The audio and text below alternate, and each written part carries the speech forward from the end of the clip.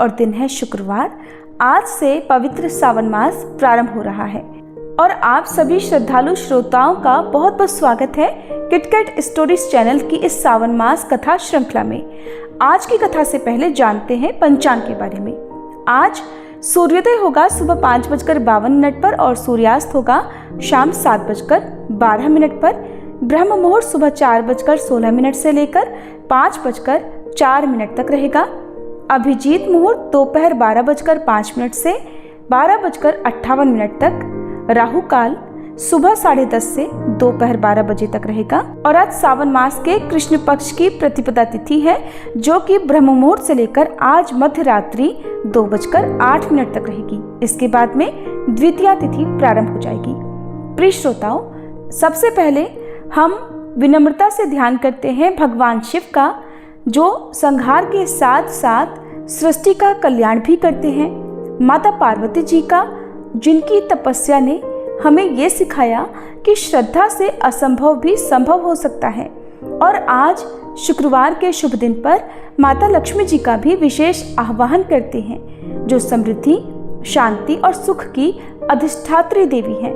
हे त्रिलोकनाथ शिव शंभो, हे जगत जननी गौरी, हे श्री हरिप्रिया लक्ष्मी माता, हम सबकी विनम्र प्रार्थना है कि इस पावन सावन मास में हमें ऐसी भक्ति, ऐसी शक्ति और ऐसी समृद्धि प्रदान करें जिससे जीवन केवल सफल ही नहीं शिवमय भी हो जाए। श्रावण मास की शुरुआत इस बार शुक्रवार के पवित्र दिन से हो रही है, जो स्वयं सौभाग्य और समृद्धि का प्रतीक माना जाता है।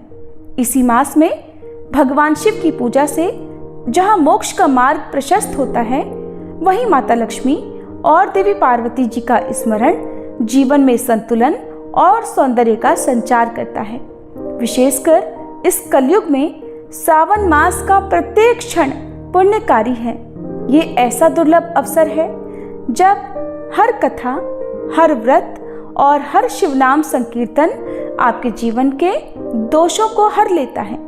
आप सभी श्रोताओं से निवेदन है कि इस पूर्ण कथा श्रृंखला के अंत तक आप सभी हमारे साथ जुड़े रहें, हर अध्याय को श्रद्धा से सुने और इस पुण्य यात्रा का हिस्सा बने। कृपया वीडियो को लाइक, कमेंट और शेयर करना ना भूलें ताकि शिव जी की कृपा हर घर तक पहुंच सके।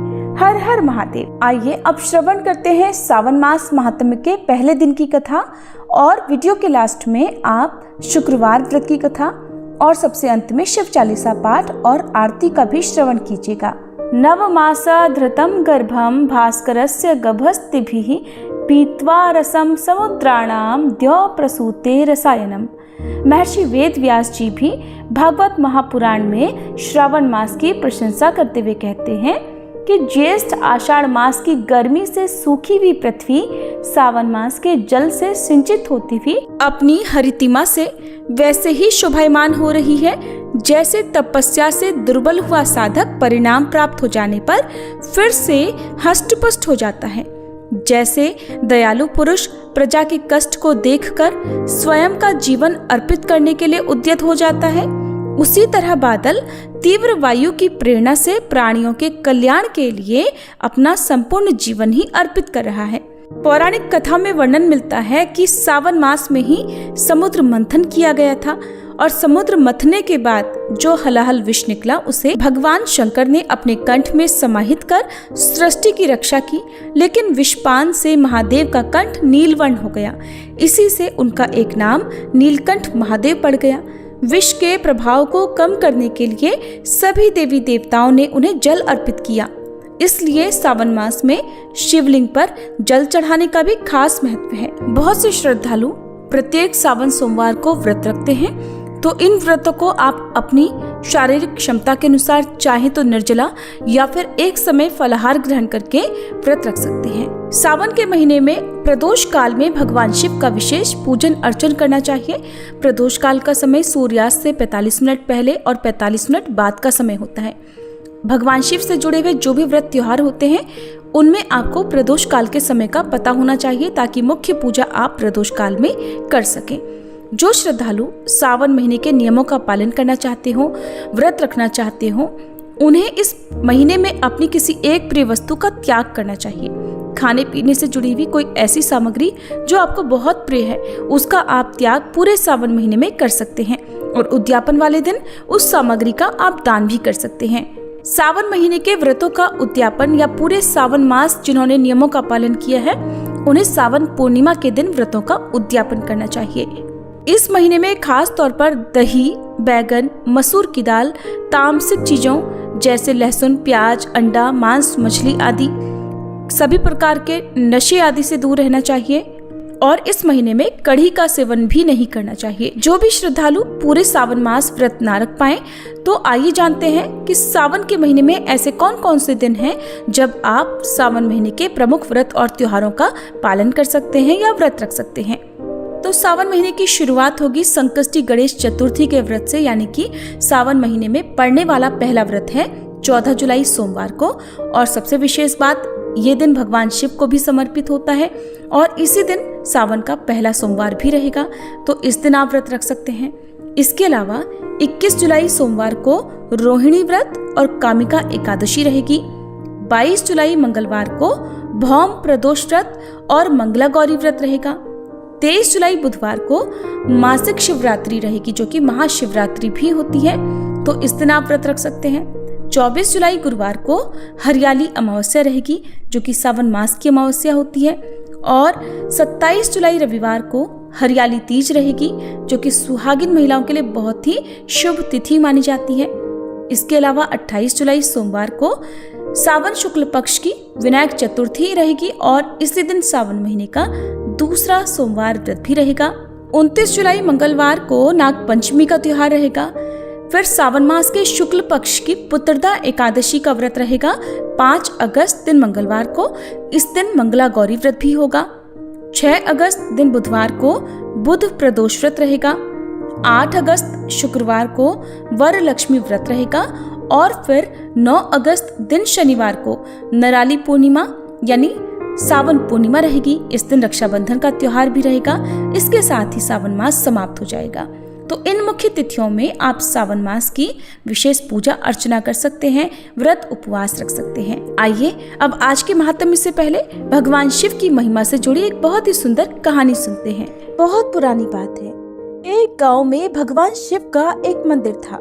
उसी मंदिर के बाहर एक पेड़ था जिस पर एक नन्ही चिड़िया रहा करती थी। चिड़िया के 3 छोटे छोटे बच्चे भी थे और वह चिड़िया गांव के घरों से दाना चुग कर लाती, खुद भी खाती और अपने नन्हे मुन्ने बच्चों का पेट भी भरा करती। वह चिड़िया भगवान शिव की भक्त थी। हमेशा मन में भगवान शिव और माता पार्वती को याद करा करती। उसी गांव में एक सेठ और सेठानी भी रहा करते थे। सेठ सेठानी की कोई भी संतान नहीं थी। सेठानी इसी बात से दुखी होकर घर के पीछे बैठकर अक्सर रोती रहती थी। वह चिड़िया पेड़ पर बैठकर उस सेठानी को रोता हुआ देखती। ये देखकर वह चिड़िया खुद भी परेशान हो जाती और मन में भगवान शिव और माता पार्वती से सेठ सेठानी को संतान देने की प्रार्थना किया करती। सेठानी बहुत ही धार्मिक और दयालु थी, लेकिन सेठ बहुत कंजूस था और उसे पूजा पाठ भी पसंद नहीं थी। उसका मन किसी भी धार्मिक कर्म में नहीं लगता था और वह दान आदि देने से भी मना किया करता था। सेठ को भगवान पर कोई विश्वास नहीं था।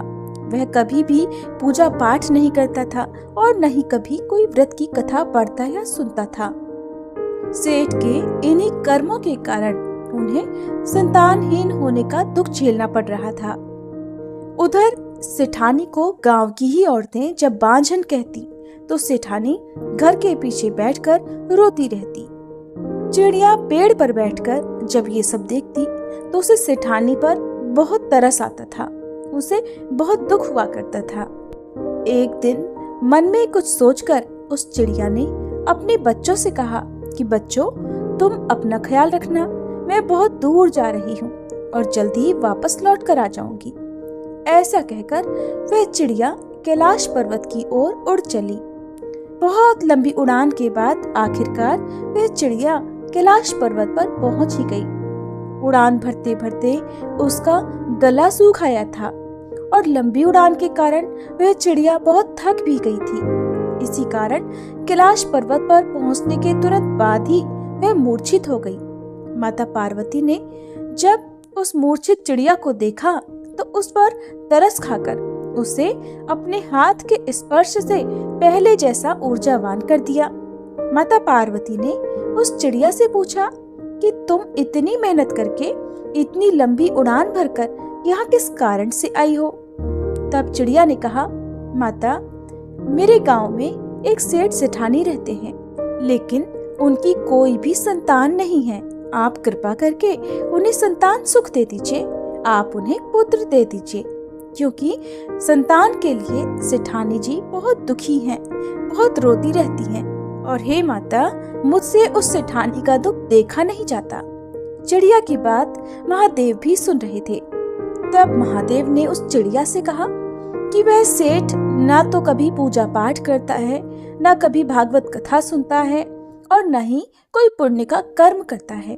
उसने कोई भी ऐसा अच्छा कर्म नहीं किया जिससे उसके भाग्य में पुत्र योग बन सके, इसलिए उसका कोई पुत्र नहीं हो सकता।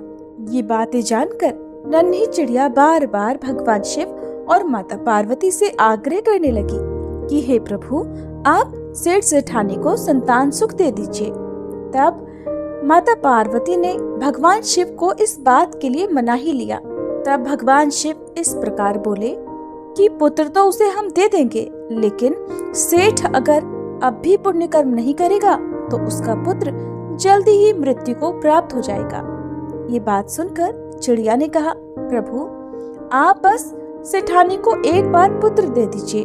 पुत्र प्राप्त होते ही वह सेठ भी पूजा पाठ करने लगेंगे। ऐसा कहकर चिड़िया खुश हो गई और भगवान शिव और माता पार्वती को धन्यवाद देकर वहां से चली गई। आखिरकार भगवान शिव और माता पार्वती ने उस चिड़िया की विनती सुन ली और कुछ ही दिन बाद सेठानी गर्भवती हुई। 9 महीने बीतने पर सेठानी को एक पुत्र हुआ, जिसे देखकर सेठ और सेठानी बहुत खुश हुए। पुत्र होने के बाद सेठानी का तो भगवान में विश्वास और भी बढ़ गया और वो अब पहले से भी ज्यादा पूजा पाठ करने लगी, दान पुण्य करने लगी। लेकिन सेठ का वही हाल रहा। उसने अब भी कोई पुण्य कर्म नहीं किया। उसका भगवान पर अब भी विश्वास नहीं हुआ। न वो कभी पूजा पाठ करता, न कभी कथा सुनता। पेड़ पर बैठकर वह चिड़िया अक्सर सेठ के पुत्र को देखा करती। धीरे धीरे समय बीतने लगा। अब चिड़िया को सेठ के पुत्र की चिंता होने लगी। चिड़िया को भगवान शिव की कही हुई बात याद थी। उसे सेठ के पुत्र की चिंता होने लगी। वो सोचने लगी कि सेठ का पुत्र हो गया है, इसके बाद भी वह सेठ नहीं बदला। अब भी ये कोई दान पुण्य नहीं करता, कहीं इसके पुत्र की मृत्यु न हो जाए। इसी प्रकार एक दिन चिंतित होकर वह चिड़िया फिर से लंबी उड़ान भरकर कैलाश पर्वत पर जा पहुंची और वहां जाकर भगवान शिव और माता पार्वती से आग्रह करने लगी कि वे सेठ को पुण्य कर्म करने के लिए प्रोत्साहित करें। माता पार्वती ने जब देखा कि ये चिड़िया दूसरों के लिए इतनी दयालु है, दूसरों के प्रति इतनी चिंता करती है, तो वे बहुत प्रसन्न हो गई। तब भगवान शिव और माता पार्वती एक ब्राह्मण और ब्राह्मणी का रूप धरकर उस सेठ सेठानी के घर पर गए। वहां जाकर उन्होंने कहा कि हमें भिक्षा दो, हम भूखे हैं, हमें भोजन कराओ। सेठ ने तो सुनते ही मना कर दिया, लेकिन सेठानी ने बहुत ही आदर सम्मान के साथ उन दोनों ब्राह्मण और ब्राह्मणी को अपने घर के अंदर बिठाया, उनका स्वागत सत्कार किया। फिर उनके लिए तरह तरह के स्वादिष्ट व्यंजन बनाए और उन्हें भोजन कराया। ब्राह्मण और ब्राह्मणी के रूप में भगवान शिव और माता पार्वती ही सेठ के घर पर पधारे थे और उनके घर पर प्रवेश करते ही सेठ की बुद्धि ठीक हो गई। अब वह हाथ जोड़कर अपनी गलतियों के लिए क्षमा मांगने लगा और ब्राह्मण देवता के चरणों में गिर पड़ा। तब ब्राह्मण रूपधारी महादेव ने सेठ से कहा, तुम्हारे भाग्य में संतान सुख नहीं लिखा था, क्योंकि तुमने अपने जीवन में कभी कोई अच्छा कार्य नहीं किया। तुमने कभी भगवान पर विश्वास नहीं किया, कभी पुण्य कर्म नहीं किए, कभी ब्राह्मणों को दान नहीं दिया, कभी पूजा पाठ नहीं की, कभी कथाएं नहीं सुनी, लेकिन एक चिड़िया ने मेरे पास आकर तुम्हें संतान देने की प्रार्थना की, जिसकी भक्ति से प्रसन्न होकर ही मैंने तुम्हें पुत्र का वरदान दिया, और आज उसी चिड़िया के कारण तुम्हें पुत्र सुख मिला है। लेकिन अब भी तुमने अगर पूजा पाठ या पुण्य कर्म नहीं किए तो तुम्हारे पुत्र की मृत्यु हो जाएगी। ये बात सुनकर सेठानी तो चिंता के मारे रोने लगी, और सेठ सेठानी ने उस चिड़िया को धन्यवाद दिया। सेठ ने कहा, हमारे पुत्र के लिए एक चिड़िया भोलेनाथ से लड़कर हमारे भाग्य में पुत्र सुख लिखवा सकती है, तो क्या हम अपने पुत्र की रक्षा के लिए पुण्य कर्म नहीं कर सकते? तब सेठ जी ने ब्राह्मण देवता से पूछा, हे ब्राह्मण देवता, महादेव जी के प्रिय व्रत कौन कौन से हैं, जिन्हें करके मैं महादेव जी को प्रसन्न कर सकूं? तब ब्राह्मणी रूपधारी माता पार्वती ने कहा कि महादेव जी का सबसे प्रिय व्रत महाशिवरात्रि है। जो भी मनुष्य महाशिवरात्रि का व्रत करता है, उस दिन पूरे विधि विधान से भगवान शिव की पूजा करता है, उस पर ही महादेव की कृपा बरसती है। सेठ सेठानी ने कहा, अब तो हम भी महाशिवरात्रि के दिन महाशिवरात्रि का व्रत करेंगे और पूरे विधि विधान और सच्चे मन से भगवान शिव का पूजन भी करेंगे। सेठ और सेठानी को महाशिवरात्रि व्रत का विधान बताकर महादेव और देवी पार्वती वहां से चले गए। इसके बाद सेठ सेठानी धर्म कर्म पूजा पाठ और व्रत करने लगे, जिसके पुण्य प्रताप से उनका पुत्र और धन बढ़ने लगा। चिड़िया भी सेठानी को देखकर बहुत खुश रहने लगी और सेठानी के आंगन से दाना चुगने लगी और अपने घोंसले में बैठकर ओम नमः शिवाय मंत्र का जाप करने लगी। हर हर महादेव। ये थी आज की कहानी। अब सुनिए आज का महात्म्य। नैमिषारण्य के निवासी महर्षियों ने लोमहर्षण सूत जी से एक बार पूछा कि हे महाबुद्धिमान सूत जी, प्रभास क्षेत्र का क्या महात्म्य है, ये हमें बताने की कृपा करें।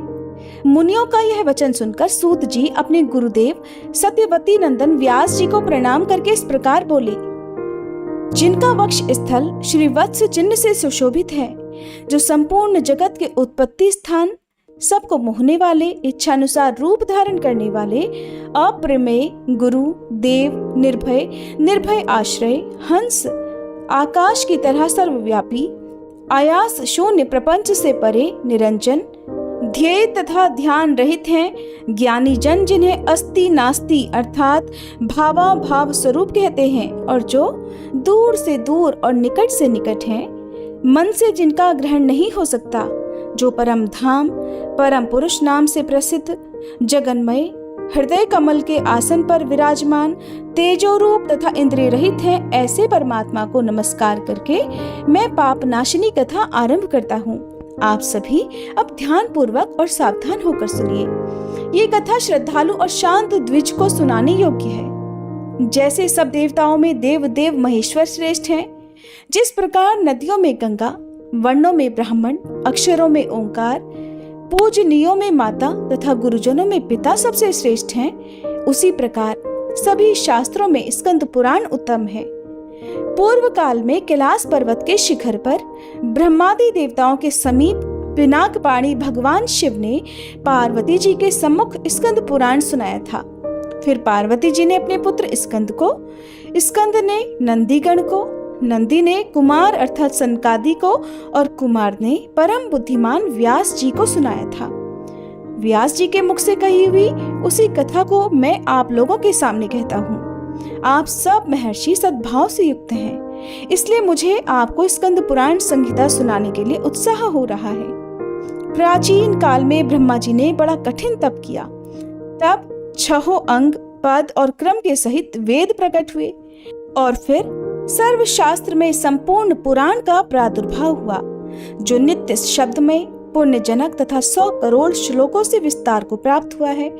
ब्रह्मा जी के मुख से क्रमशः ब्रह्म पुराण, विष्णु पुराण, शिव पुराण, स्कंद पुराण, भागवत पुराण, भविष्य पुराण, नारदी पुराण, मार्कंडेय पुराण, आग्नेय पुराण, ब्रह्म वैवर्त पुराण, लिंग पुराण, पद्म पुराण, वराह पुराण, वामन पुराण, कूर्म पुराण, मत्स्य पुराण, गरुड़ पुराण और वायु पुराण का प्राकट्य हुआ।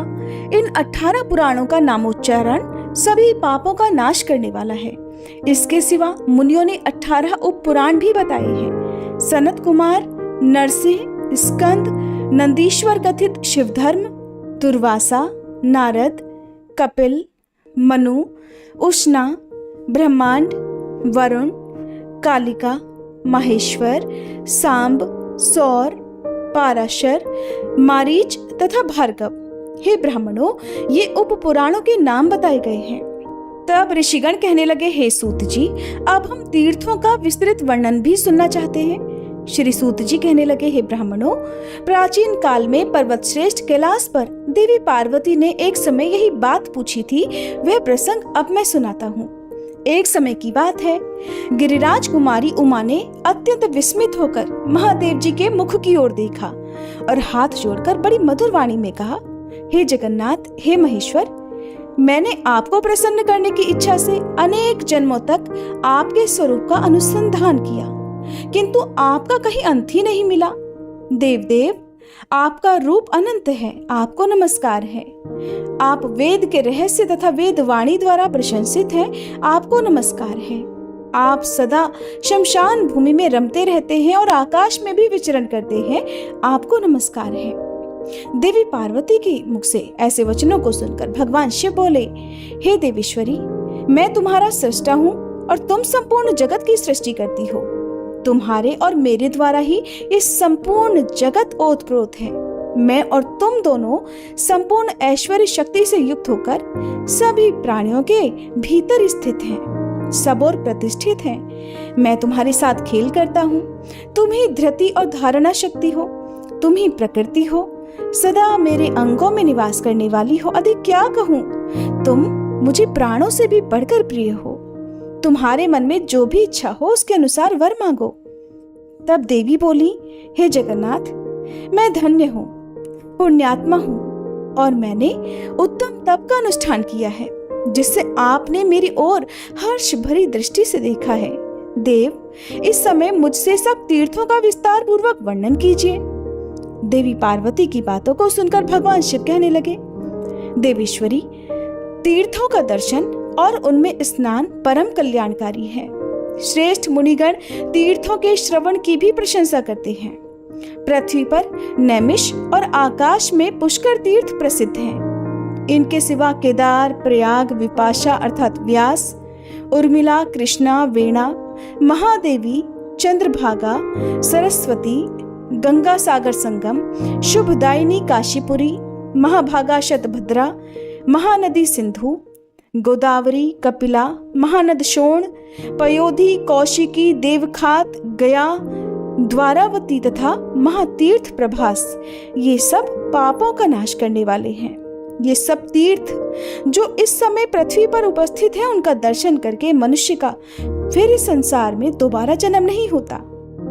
वायुदेव ने कहा है कि पृथ्वी पर 3.5 करोड़ तीर्थ हैं और वे सभी महापापों का नाश करने वाले और परम पवित्र हैं। महादेवी, अपने धर्म की वृद्धि के लिए इन सभी तीर्थों की यात्रा करनी चाहिए।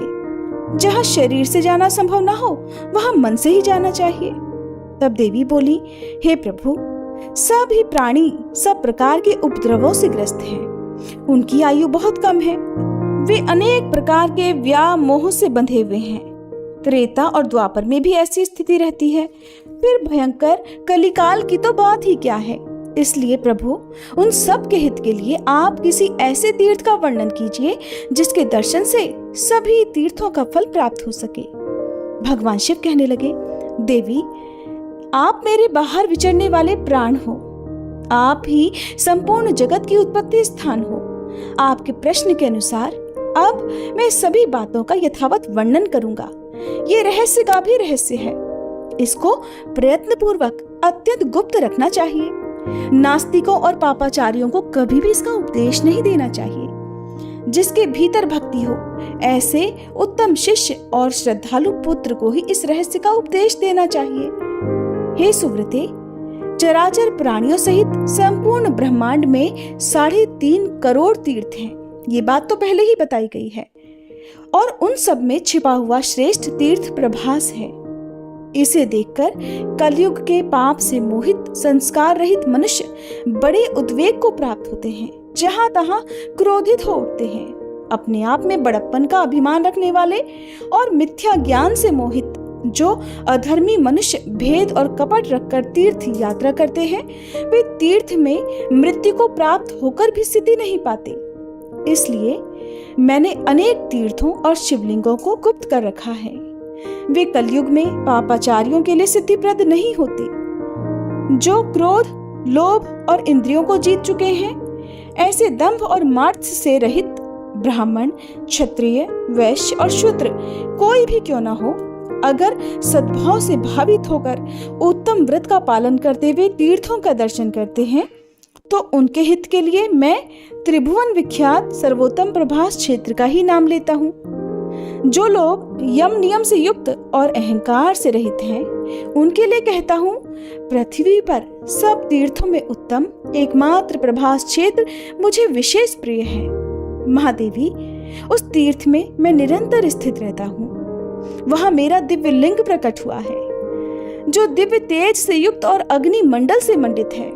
संसार की सृष्टि में हेतु भूता जो इच्छा, ज्ञान और क्रिया, ये 3 शक्तियां हैं, वे मेरे इसी दिव्य लिंग से प्रकट हुई हैं। ये चराचर जगत उसी में लीन होता और उसी से प्रकट होता है।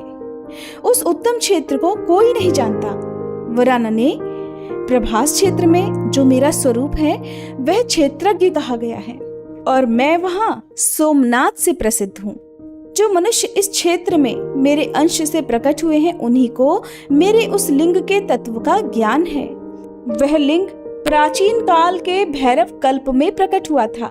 दूसरे लोग देवता ही क्यों न हो, उनके लिए उस लिंग का रहस्य अत्यंत दुर्लभ है। देवी, कलयुग में जो मनुष्य केवल तर्कवादी, महापापी और पाखंडी होंगे, वे कहेंगे कि ये सब झूठ है, मूर्खों की कल्पना है। कहाँ तीर्थ है, कहाँ प्रभास है और कहाँ देवता रहते हैं? सब झूठ है, मूर्खों का मिथ्या प्रलाप है।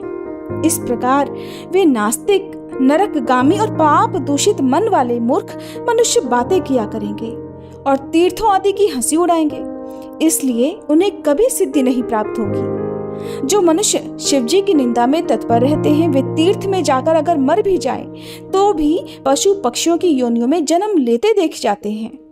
क्षेत्रों को गुप्त रखने का यही कारण है।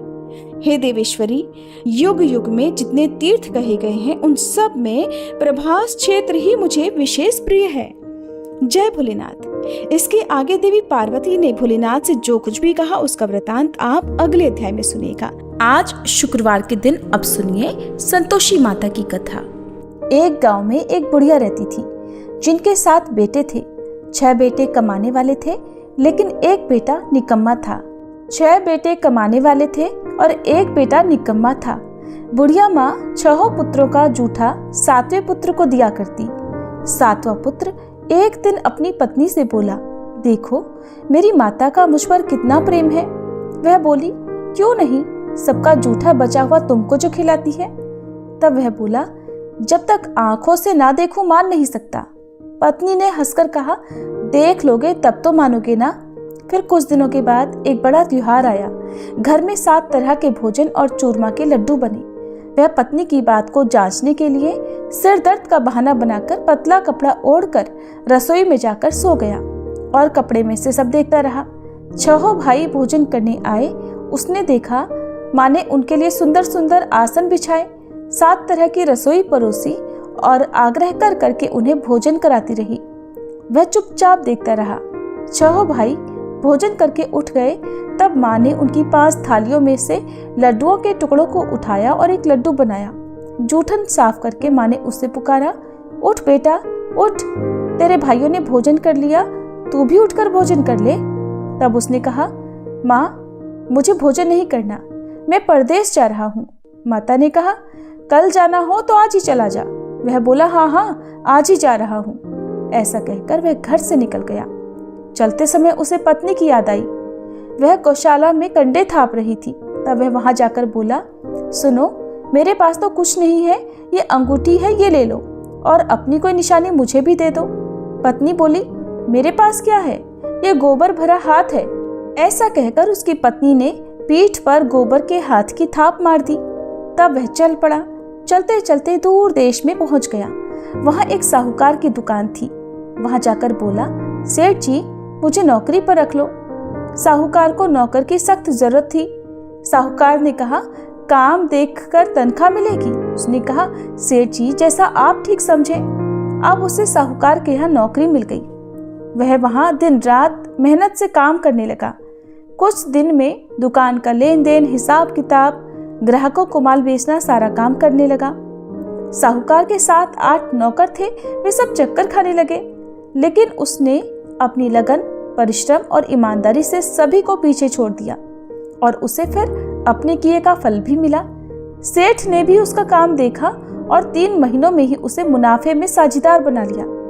परिश्रम करते करते 12 वर्षों में ही वह नगर का नामी सेठ बन गया और सेठ अपना सारा कारोबार उस पर छोड़कर बाहर चला गया।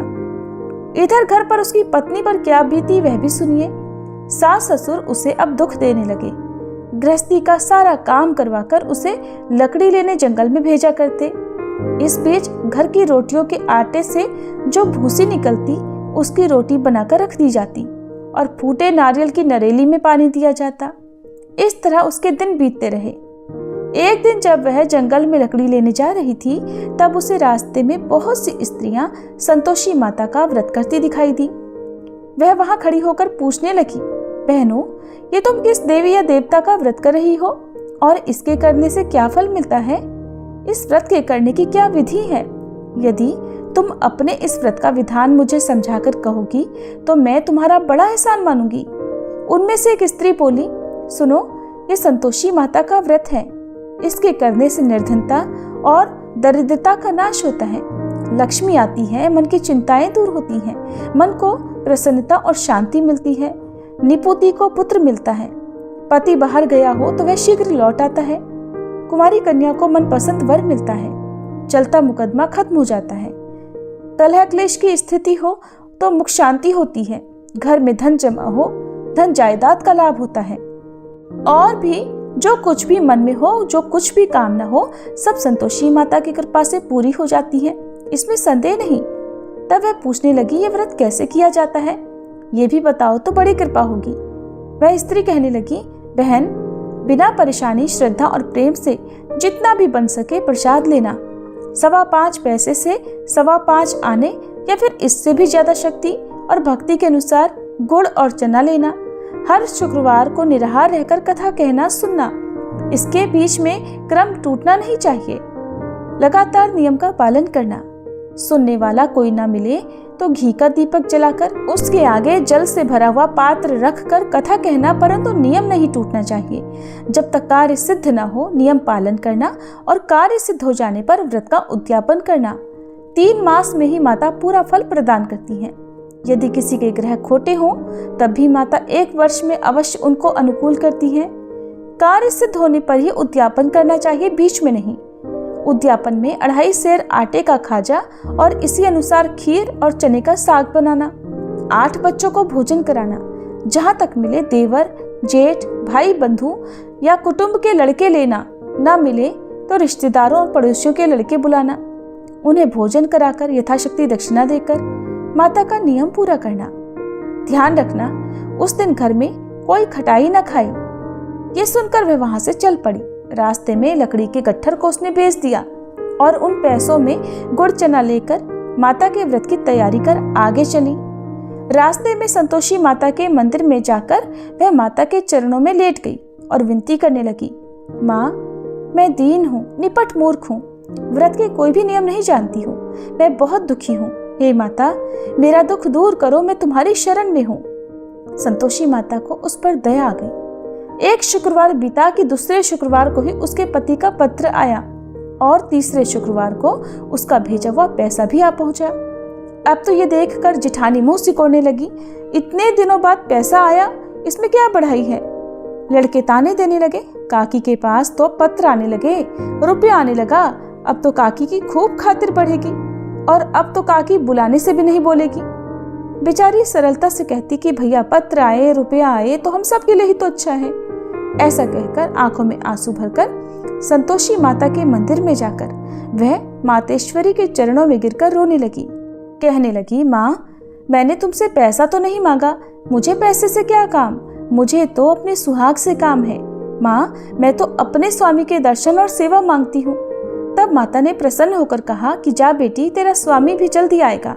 ये सुनकर खुशी से बावली होकर वह घर आकर काम करने लगी। अब संतोषी माता विचार करने लगी कि इस भोली भाली पुत्री से मैंने कह तो दिया कि तेरा पति शीघ्र आएगा, पर आएगा कहाँ से? वो तो इसे स्वप्न में भी याद नहीं करता। उसे इसकी याद दिलाने तो अब मुझे ही जाना पड़ेगा। संतोषी माता ने उस बुढ़िया के बेटे को स्वप्न में समझाया, पुत्र, तेरी पत्नी कष्ट उठा रही है। तब वह बोला, माँ, ये तो मुझे भी पता है, लेकिन क्या करूँ, वहाँ कैसे जाऊँ? परदेश की बात है, लेन देन का सारा हिसाब किताब है और कोई जाने का रास्ता भी नजर नहीं आता। आप ही कोई राह दिखाइए कि मैं वहाँ कैसे जाऊँ। तब संतोषी माता कहने लगी, सवेरे नहा धोकर संतोषी माता का नाम ले, घी का दीपक जलाकर दंडवत कर और दुकान पर जाकर बैठना। देखते देखते तेरा लेन देन सब चुक जाएगा और जमा माल बिक जाएगा। सांझ होते होते धन का ढेर लग जाएगा। अब तो वह अगले दिन सुबह बहुत जल्दी उठा। उसने अपने मित्रों परिचितों से स्वप्न में माता द्वारा कही गई बात कह सुनाई। वे सब उसकी बात सुनकर उसकी खिल्ली उड़ाने लगे। कहने लगे, कहीं कभी सपने की बात भी सच्ची होती है क्या?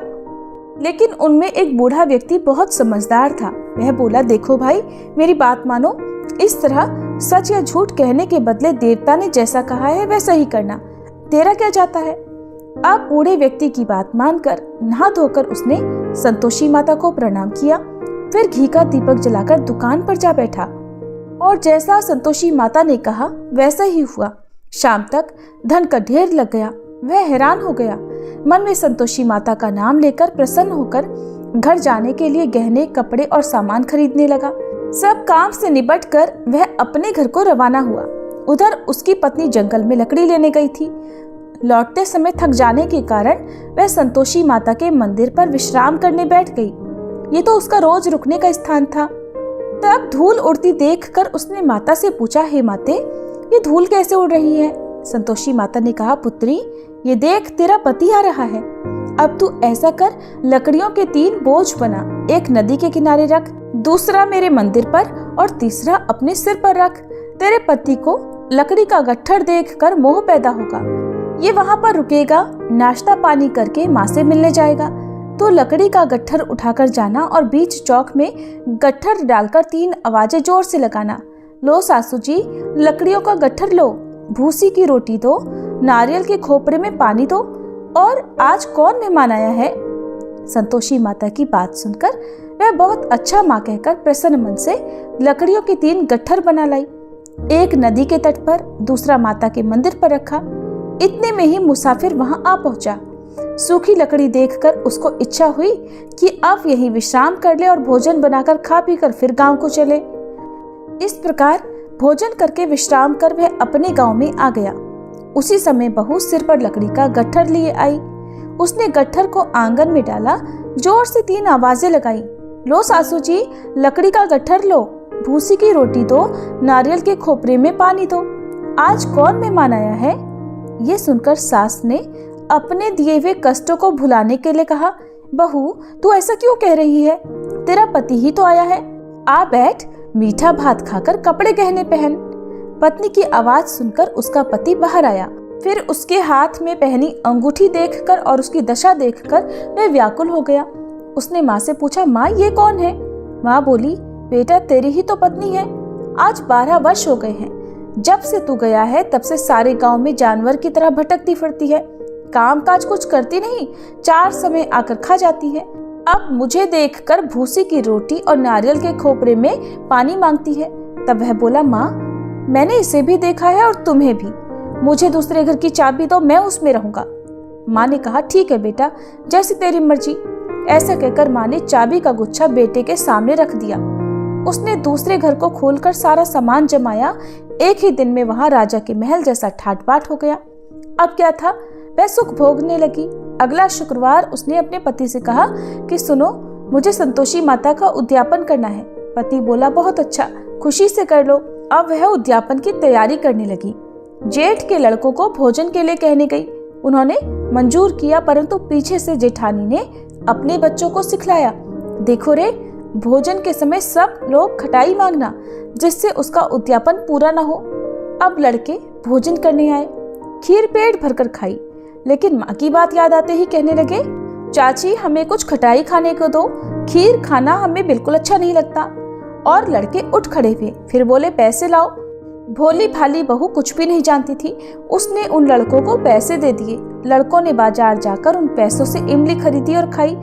ये सब देखकर अब बहू पर संतोषी माता का कोप हुआ। राजा के दूत उसके पति को पकड़कर ले गए। जेठानी कहने लगी, अब सब पता चल जाएगा जब जेल की रोटी खाएगा।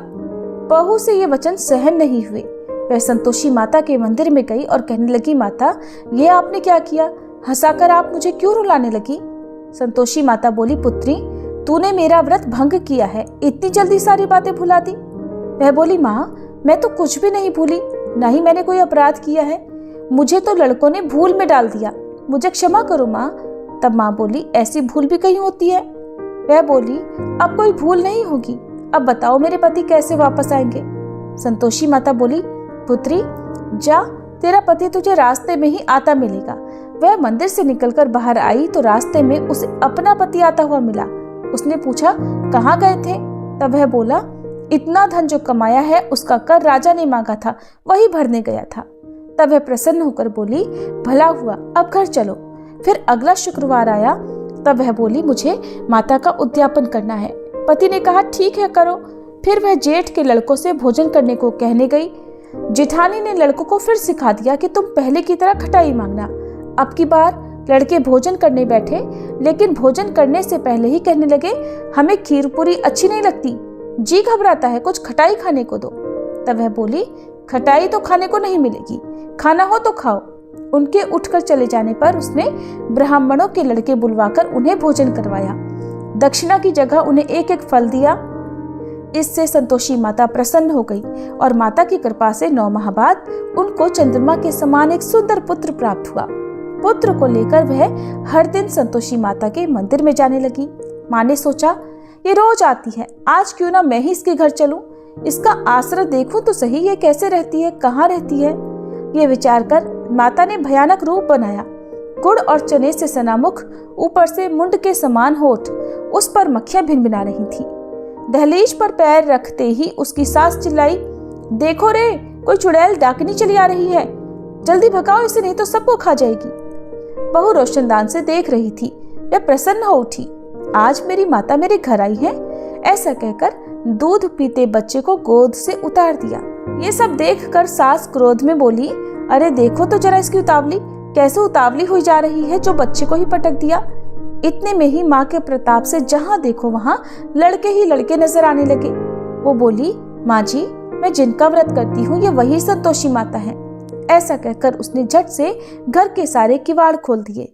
सबने फिर तो माता के चरण पकड़ लिए और विनती करके कहने लगे, हे माता, हम मूर्ख हैं, अज्ञानी हैं, आपके व्रत की विधि हम नहीं जानते, आपका व्रत भंग कर हमने बड़ा अपराध किया है। हे माते, आप हमारे सभी अपराधों को क्षमा करो। इस तरह बार बार कहने पर संतोषी माता प्रसन्न हो गई। इसके बाद उसकी सास कहने लगी, हे संतोषी माता, आपने बहू को जैसा फल दिया वैसा सबको देना। जो यह कथा सुने या पढ़े उसके भी सभी मनोरथ पूर्ण करना। प्रेम से बोलिए संतोषी माता की जय। जय गणेश गिरिजा सुवन, मंगल मूल सुजान, कहत अयोध्या दास तुम, देहु अभय वरदान।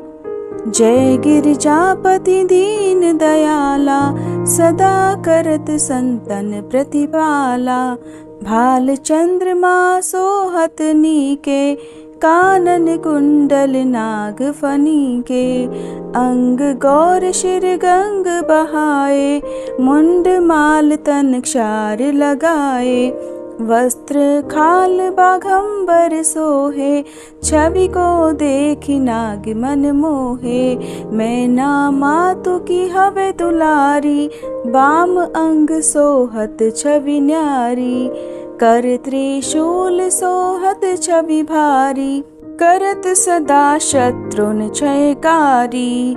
नंदी गणेश सोहे तह कैसे, सागर मध्य कमल है जैसे। कार्तिक श्याम और गणुराऊ, या छवि को कहीं जात न काऊ। देवन जब ही जाय पुकारा, तब ही दुख प्रभु आप निवारा। किया उपद्रव तारक भारी, देवन सब मिली तुम ही जुहारी। तुरत षडानन आप पठायऊ, लव निमेष मह मारी गिरायऊ। आप जलंधर असुर संहारा, सुयश तुम्हार विदित संसारा। त्रिपुरासुर सन युद्ध मचाई, सब ही कृपा कर लीन बचाई। किया तपहि भगीरथ भारी, पूरब प्रतिज्ञा तासु पुरारी। दानिन मह तुम सम को नाही, सेवक स्तुति करत सदाही। वेद नाम महिमा तब गाई, अकथ अनादि भेद नहीं पाई। प्रकटी उदधि मंथन में ज्वाला, जरत सुरासुर भये विहाला। कि नहीं दया तह करी सहाई, नीलकंठ तब नाम कहाई। पूजन रामचंद्र जब कीन्हा, जीत के लंक विभीषण दीन्हा। सहस कमल में हो रहे धारी, कीन्ह परीक्षा तब ही पुरारी। एक कमल प्रभु राखे उजोई, कमल नयन पूजन चह सोई। कठिन भक्ति देखी प्रभु शंकर, भय प्रसन्न दिए इच्छित वर। जय जय जय अनंत अविनाशी, करत कृपा सबके घटवासी। दुष्ट सकल नित मोहि सतावे, भ्रमत रहो मोहि चैन न आवे। त्राहि त्राहि में नाथ पुकारो, यही अवसर मोहि आन उबारो। ले त्रिशूल शत्रुन को मारो, संकट से मोहि आन उबारो। मात पिता भ्राता सब होई, संकट में पूछत नहीं कोई। स्वामी एक है आस तुम्हारी, आये हरहु मम संकट भारी। धन निर्धन को देत सदाही, जो कोई जाचे सो फल पाही। स्तुति के ही विधि करे तुम्हारी, क्षमहु नाथ अब चूक हमारी। शंकर हो संकट के नाशन, मंगल कारण विघ्न विनाशन। योगी यति मुनि ध्यान लगावे, शारद नारद शीश नवावे। नमो नमो जय नमः शिवाय, सुर ब्रह्मादिक पार न पाए।